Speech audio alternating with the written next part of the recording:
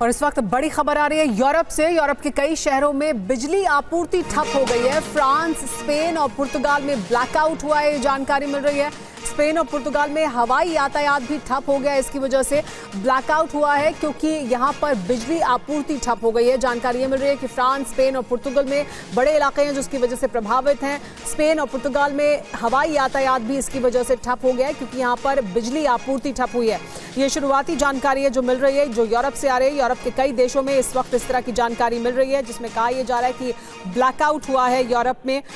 इस ब्लैकआउट की वजह क्या है ये अभी तक सामने नहीं आई है, लेकिन ये बताया जा रहा है कि स्पेन और पुर्तगाल में इसकी वजह से मैसिव ब्लैकआउट होने की वजह से हवाई यातायात भी ठप हो गया है।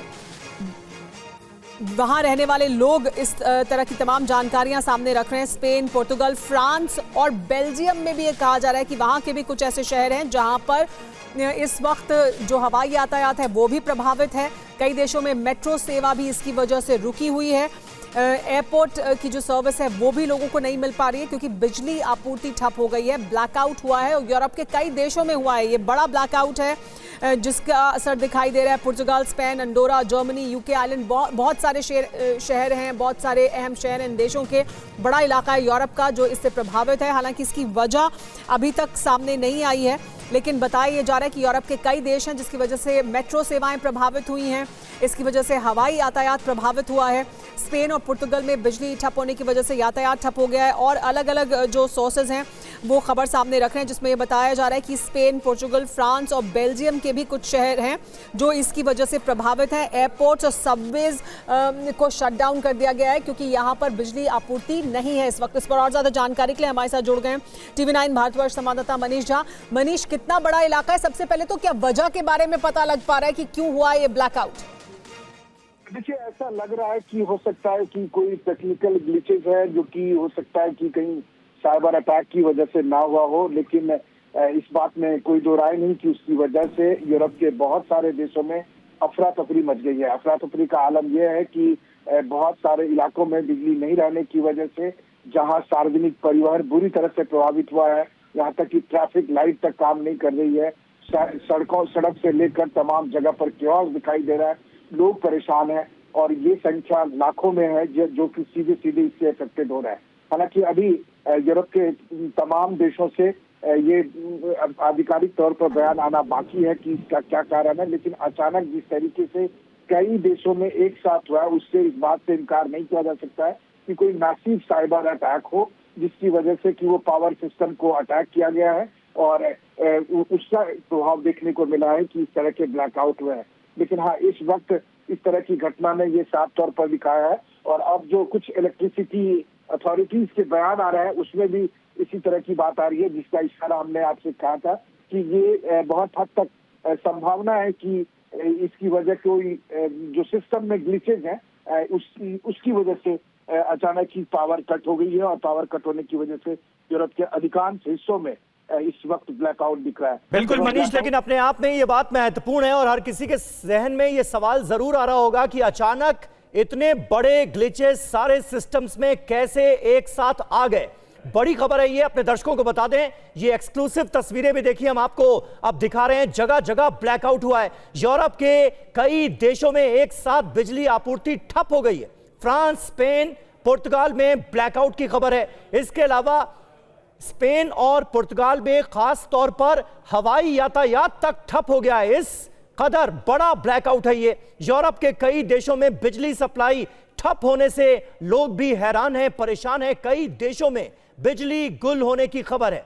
TV9 भारतवर्ष पर ये एक्सक्लूसिव तस्वीरें यूरोप के कई देशों से सामने आ रही हैं। जगह जगह मेट्रो ठप हो गई है, कई जगह हवाई सेवाओं पर असर पड़ा है, संचार नेटवर्क भी प्रभावित हुए हैं। मनीष झा हमारे साथ मौजूद हैं। मनीष, युद्ध के माहौल में जब ऐसी खबरें सामने आती हैं तो कई सवाल जहन में आते हैं। कोई और आधिकारिक जानकारी या फिर कोई ऐसा बड़ा शक किसी देश की तरफ से जताया गया हो किसी पर इस घटना को लेकर?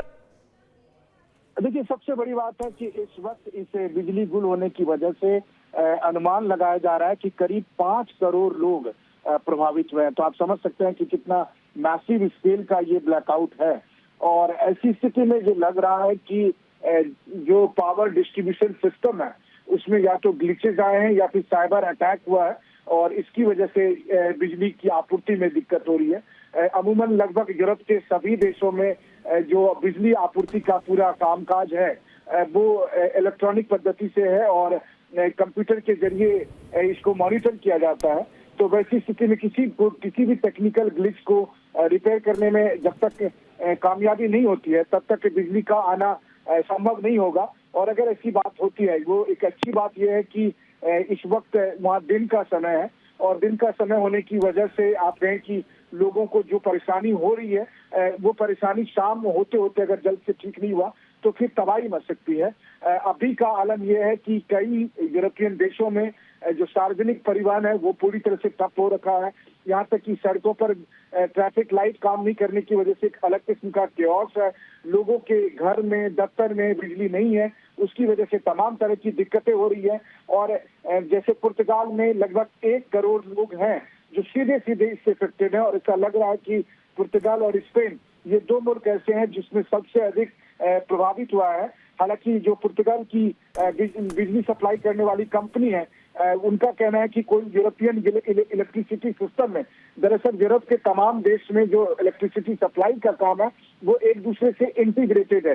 तो माना जा रहा है कि स्पेन, पुर्तगाल, फ्रांस जैसे देशों में जो बिजली सप्लाई करने वाली कंपनी थी उससे किसी सिस्टम में जिस भी वजह से ग्लिच हुआ हो उसकी वजह से बिजली सप्लाई नहीं हो पा रही है और जिन इलाकों में वो कंपनियां सप्लाई करती थी वहाँ पूरी की पूरी बिजली गुल। मनीष बता रहे हैं फ्रांस, स्पेन और साथ ही पुर्तगाल, इसके अलावा बेल्जियम में बड़े पैमाने पर यूरोप के कई देशों में बिजली आपूर्ति पूरी तरह से ठप हो गई है।